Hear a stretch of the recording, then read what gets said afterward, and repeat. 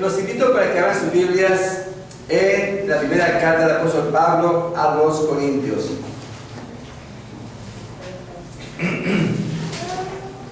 Saben que en la iglesia pues tenemos, hermanos, gracias a Dios, diferentes reuniones, diferentes momentos en los cuales convivimos con los miembros de iglesia y los miembros de iglesia, pues hay de todo, hermanos. Hay personas que han ido a la escuela, que han estudiado, y personas que no han ido a la escuela y que no han estudiado. Pero decíamos hace rato, cuando estábamos en el repaso de la lección de escuela sabática, que hablando del tema de la muerte, hablando del tema de la resurrección, pues no solamente hay gente que no va a la escuela, que no cree o que se le hace difícil creer, sino que también la gente más preparada, más estudiosa, se le hace difícil creer. ¿Por qué? ¿Por qué una gente que es preparada, estudiosa, se le hace difícil creer? ¿Por qué, hermanos? Aquí, ¿verdad? Pues habemos algunas personas que hemos estudiado la universidad o un posgrado de maestría, ya hasta doctorado, ¿no? ¿Por qué a una persona preparada se le hace difícil creer el tema de la resurrección como otros temas que presenta la Biblia? ¿Por qué? Porque no siguen un patrón de la lógica y una explicación científica con base, por ejemplo, a evidencias tangibles o que puedan llevar a un registro. O sea, tiene que ser más por fe. Gracias. Qué bueno que contestó la hermana antes de que yo le preguntara, ¿no? Porque como sabemos, me da gracias a Dios, ella tiene la oportunidad de tener estos estudios, hermanos. Yo únicamente he estudiado pues hasta maestría, nada más. Pero, hermanos, yo les he comentado con algunas personas que, miren, ¿saben qué dice la Biblia ahí en esa carta de Corintios? Que quiero decirles, hermano, que de paso, el autor de esta carta o de esta epístola escribió varios libros. Una buena cantidad de los libros que están en el Nuevo Testamento fueron escritos por el apóstol San Pablo. Y el apóstol San Pablo, hermanos, era una persona bien preparada. Era una persona que tenía, hermanos, altos conocimientos. No solamente conocimientos bíblicos, sino también tenía conocimientos científicos de su tiempo. Y él, ¿verdad, hermanos?, tenía la oportunidad de hablar a diferentes auditorios. Y uno de los auditorios, hermanos, más grandes de aquellos tiempos era el auditorio de los llamados, conocidos filósofos, que eran los griegos. Así es. Hoy en día, cuando uno va a la universidad, es más, desde el bachillerato, quienes han estudiado la preparatoria saben que se estudia mucho de filosofía. Muy bien. Y muchas de las creencias que tenemos, hermanos, es por lo que los filósofos dijeron. Son corrientes griegas. Así es. Ahora, el apóstol Pablo pregunta allí, hace unas preguntas allí en el capítulo 1 de Corintios, y quiero que los veamos. Ahí, 1 Corintios capítulo 1 y versos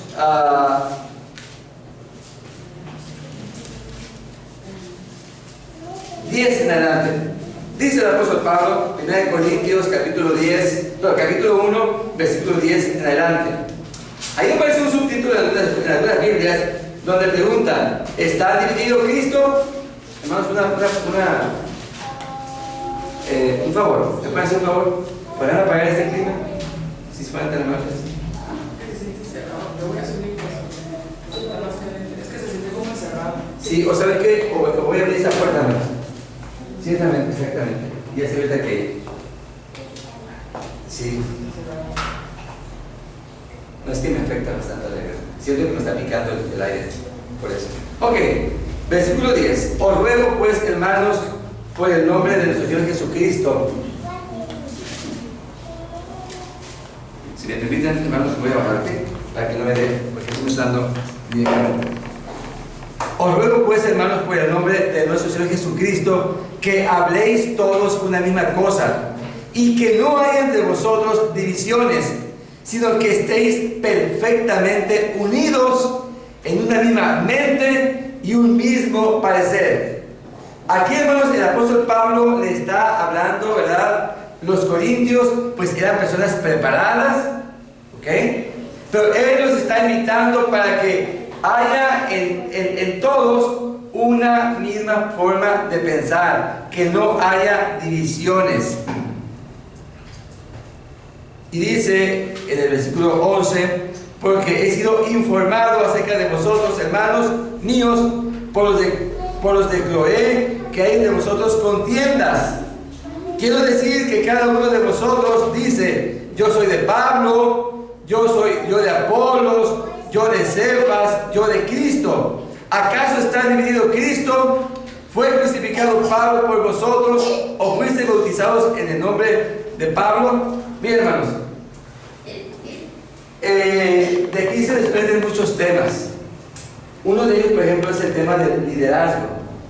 Quienes hemos tenido oportunidad de estar en diferentes iglesias o en la misma iglesia, pero por un periodo de tiempo, y en el cual pues hemos visto hermanos que llegan a la iglesia, se bautizan y poco a poco van desarrollando sus cualidades o sus capacidades de liderazgo, o pastores, ¿verdad? Que pues todos somos hermanos tan diferentes, ustedes lo han experimentado. Pastores, ¿verdad? Que nos decían que, bueno, hay pastores que han formado un club, que han formado un coro musical, un grupo, un cuarteto, qué sé yo, ¿no? O pastores que han movilizado a la iglesia para el trabajo misionero, o pastores que hacen diferentes actividades. Y hay quienes dicen, y tienen razón en decir, no, a mí me gusta mucho cuando estaba tal pastor, porque, ¿verdad?, revolucionaba la iglesia. No, a mí me gustaba cuando estaba tal pastor porque hacía esto. Bueno, hermanos, el apóstol Pablo estaba pues interesado, preocupado por todo ello, y dice ahí en el versículo 14, doy gracias a Dios de que ninguno de vosotros he bautizado sino a Cripo y a Gayo.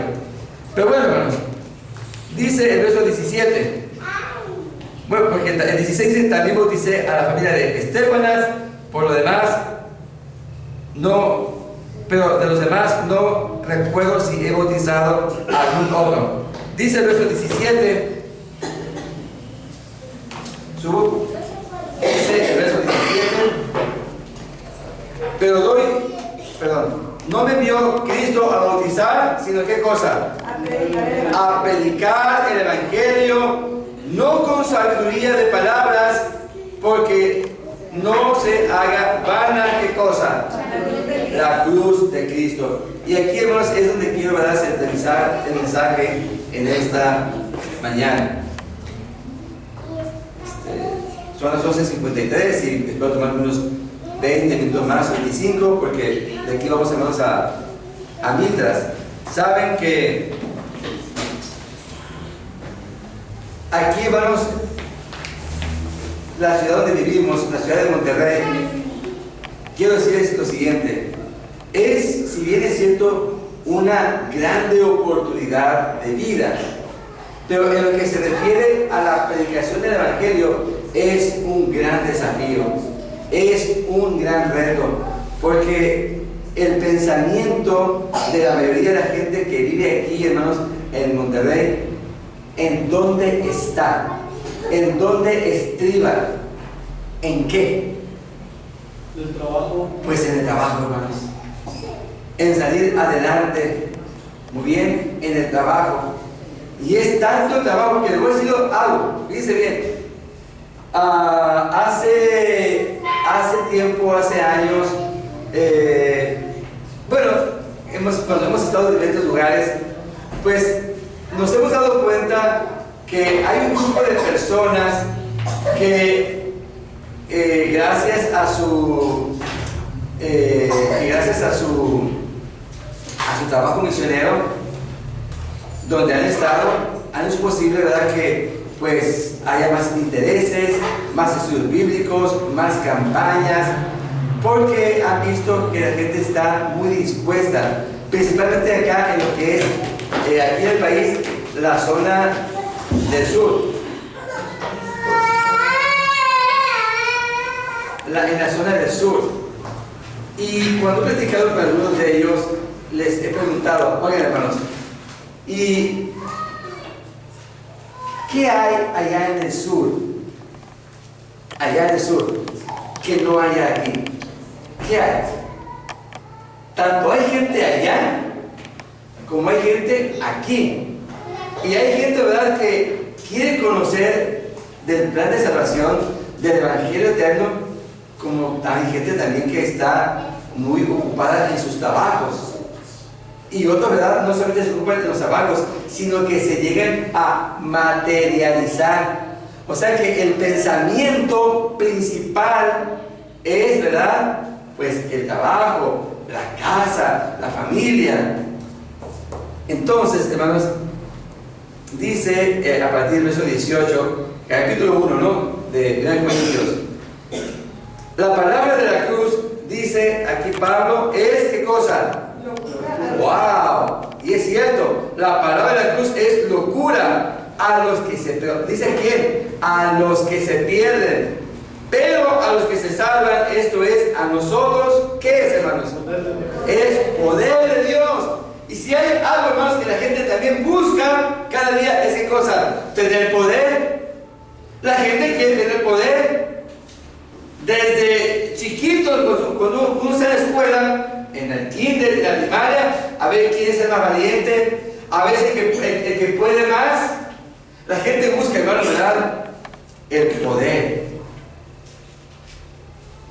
Y muchas personas dicen, yo quiero tener muchos bienes materiales, quiero tener mucho dinero.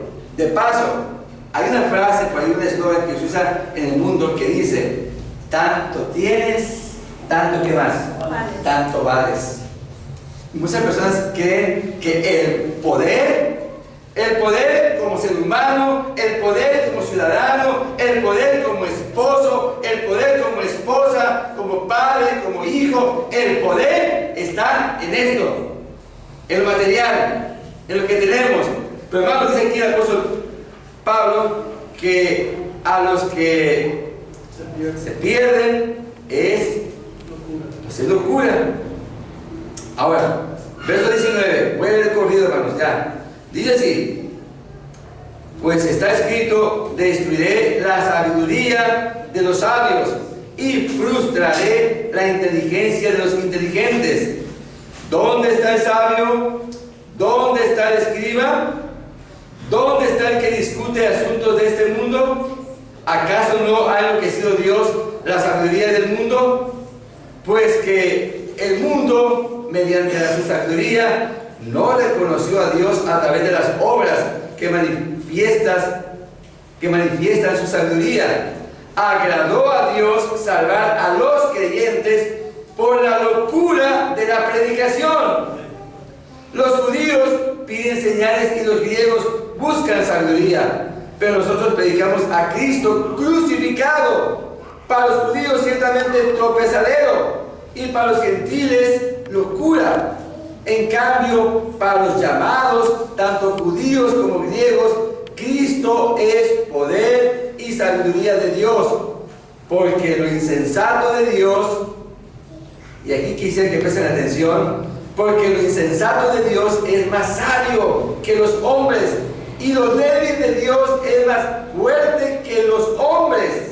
Considerad pues, hermanos, vuestra vocación, y ver que no hay muchos sabios según la carne, ni muchos poderosos, ni muchos nobles, sino que lo necio del mundo escogió Dios para avergonzar a los sabios, y lo débil del mundo escogió Dios para avergonzar a lo fuerte, y lo vil del mundo y lo menospreciado escogió Dios, y lo que no es, para deshacer lo que es, a fin de que nadie se jacte en su presencia.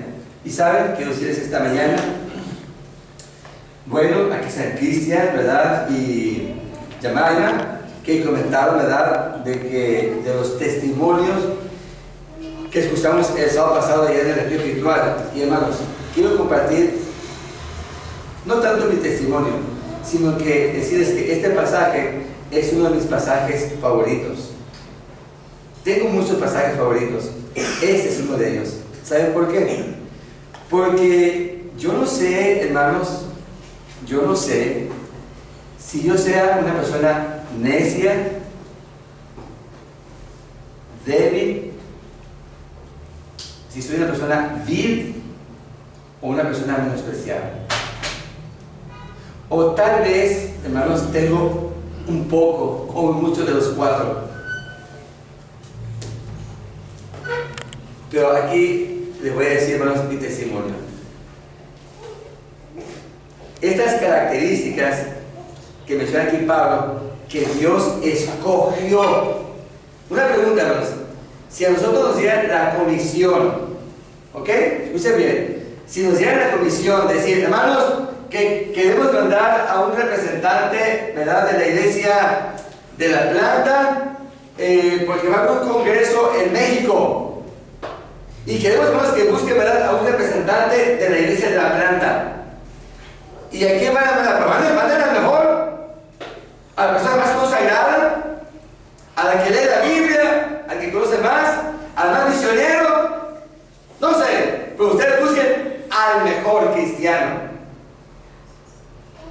¿A quién escogerían, hermanos? No estoy diciendo esa pregunta para que se pongan a pensar y contesten a quién mandarían, porque es solamente una ilustración. Pero, hermanos, ¿a quién escogemos nosotros cuando se trata de mandar a alguien? O ¿saben qué? Sí, vamos a hacerlo más fácil. Nos están pidiendo que, por parte del gobierno del estado de Nuevo León, que mandemos a un representante, a un cristiano de la iglesia de la planta, de cada iglesia, ¿verdad?, del distrito y de esta asociación. Queremos que vaya un representante de esta iglesia ante las autoridades, ¿verdad? Se va a invitar a una comunidad especial donde va a estar el gobernador Samuel García, ¿verdad?, y donde va a estar, ¿verdad?, gente importante. ¿A quién escogerían, los hermanos? ¿A quién? Dice el apóstol Pablo que Dios, y quiero hacerlo con mayúsculas, escogió. A ver, quizás la computadora de Jesús, ¿no? Jesús dice, escogió lo débil, lo necio, lo vil y lo menospreciado. Y el testimonio es, hermanos, que entre ese grupo de personas que el Señor ha escogido para compartir el mensaje, el evangelio a la gente de aquí de Monterrey, a los estudiosos o a los no estudiosos, y para hablarles el mensaje de la resurrección de Cristo Jesús, que es una locura para ellos. Además, Él me ha escogido a mí, pero también los ha escogido a ustedes. Cuando dice aquí, Dios escogió lo débil, lo necio, lo vil y lo despreciado, yo siempre he dicho, allí yo veo mi nombre, Manasés Martínez. Sí, hermanos, Manasés Martínez, pero usted es pastor. Sí, hermanos, pero soy una persona débil porque soy un ser humano y Dios me ha escogido. Ahora, hermanos, cuando Dios, miren, ¿saben qué? No traje, a ver, quería traer la piedrita. Mañana va a ser una semana, no, 2 semanas. Hace 2 semanas fuimos invitados para tener una conmemoración de una piedra, ¿verdad? Poner la primera piedra de toda una iglesia, de todo un centro comunitario que se va a construir allá en Atongo de Abajo, donde tuvimos el privilegio, y después de un servidor, de ser, ¿verdad?, fundadores, juntamente con los hermanos, de la obra de ese lugar. Y es un privilegio, pero sinceramente. Estuvimos ahí varios pastores, ¿no? Porque unos empiezan, otros continúan, y vamos a ver, a quién le toca terminar ahí en ese lugar. Pero hermanos, Se presentó la historia de cuántas personas se han bautizado, han conocido el mensaje. Ahí, ¿verdad? Pues tuve la oportunidad de saludar y de ver fotos de las primeras personas que me llamaron: pastor, queremos que vengan para que por favor les haga el llamado.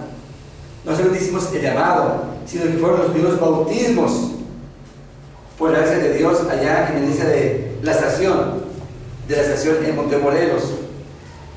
Y hermanos, quiero en esta mañana decirles que Dios les ha llamado a cada uno de ustedes también. Los ha escogido, porque dice el apóstol Pablo que allí en el verso 27, sino que lo necio del mundo escogió Dios. ¿Saben? Quizás haya un contraste, hermanos, aquí intencionado cuando usa la palabra sabiduría, la sabiduría de este mundo. El mensaje que presenta aquí el apóstol Pablo es el mensaje de la cruz, o sea, la palabra de la cruz. Es el mensaje de salvación por la fe en el Señor crucificado. Un mensaje tal, hermanos, parecía ser el colmo de la insensatez para los griegos, amantes de la filosofía, y también para los judíos que estaban inclinados al ritual, o sea, a los rituales. Ya ven, en el capítulo de hoy de la Biblia que leímos, ahí, hermanos, que de paso es un pasaje clave en la historia bíblica. ¿Saben por qué? Porque muchos se han preguntado: ¿y por qué el pueblo de Dios se dividió? Si había un solo pueblo, el pueblo de Israel, ¿por qué ahora se dividió? Bueno, hermanos, ¿saben qué? El rey del pueblo de Dios, ¿saben qué? Siendo el rey, un dirigente del pueblo de Dios, ¿saben qué hizo, hermanos? No sé si lo leyeron. Mandó a construir unos becerros, al cual le llamaban, ¿saben cómo? Dioses. Estos son los dioses que te sacaron de Egipto. Óigame, ¿qué acaso era gente que no veía, que no sabía? Y hermanos, hoy en día, ¿verdad? Hablando hay gente que dice: Dios está conmigo, Dios me bendice mucho, porque tengo un trabajo ahora en el que me está yendo muy bien, y eso porque Dios está conmigo. O sea que el día que le va mal es porque Dios no está con usted. Y saben que, hermanos, que hay mucha gente que para creer o para aceptar el mensaje de salvación lo hace de una manera condicionada. Habla de los que se pierden y habla de los que se salvan. El mensaje de la cruz, dice aquí el versículo 18, la palabra de la cruz es locura a los que se pierden, pero a los que se salvan, esto es a nosotros, es poder de Dios.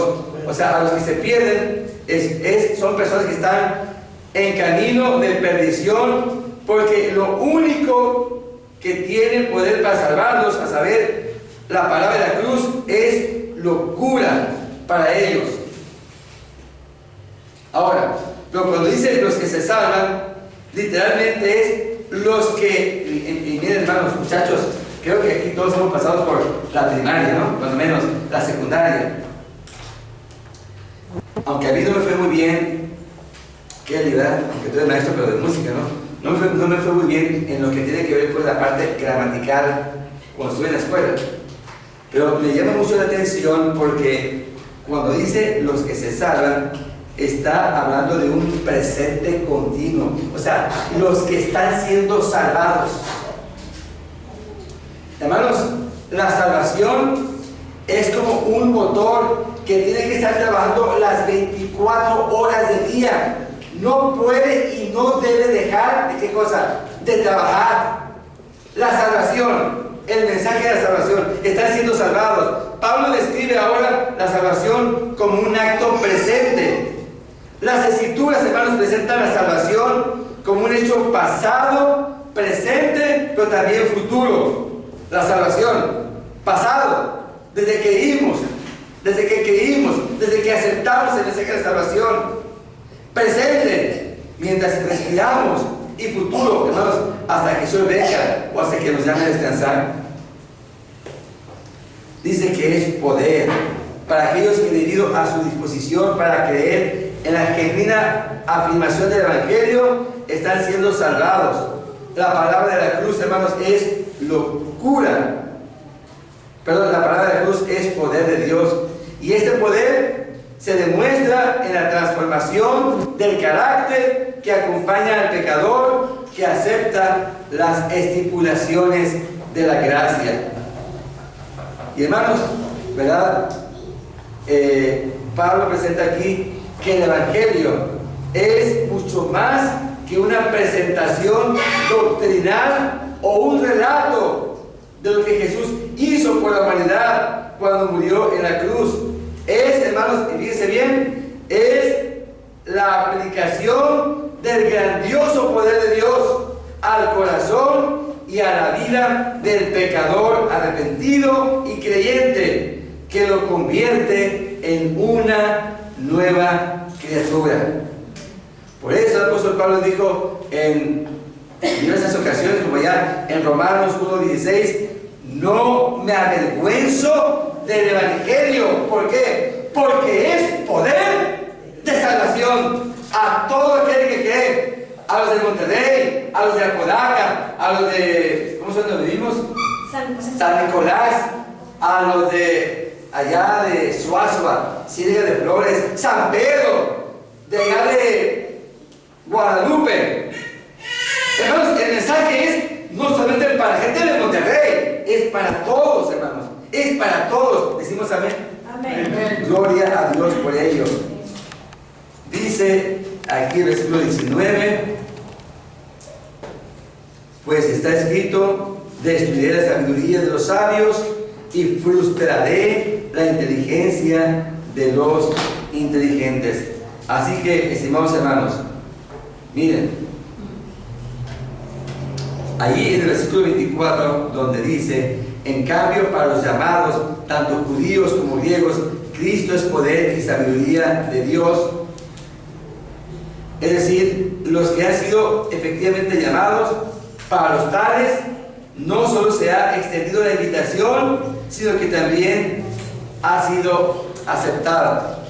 O sea, hermanos, miren, los que hemos aceptado al Señor Jesús, hermanos, los que hemos aceptado al Señor Jesús, también hemos sido llamados para que hagamos la obra que el Señor quiere que hagamos. ¿Saben qué? La obra que los mismos ángeles quisieran venir y hacer. Una pregunta: ¿ustedes creen que los ángeles tienen poder para venir y proclamar así el mensaje de salvación?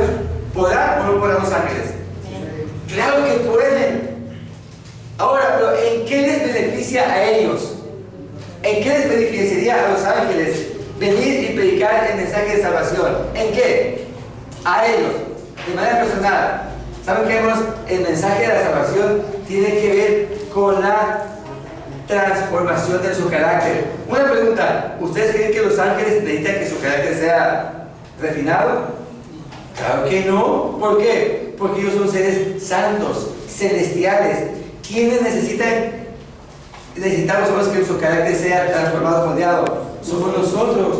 Por eso a los ángeles no se les da la oportunidad de venir y conocer el mensaje y compartirlo, sino a nosotros. Por ello, hermanos, dice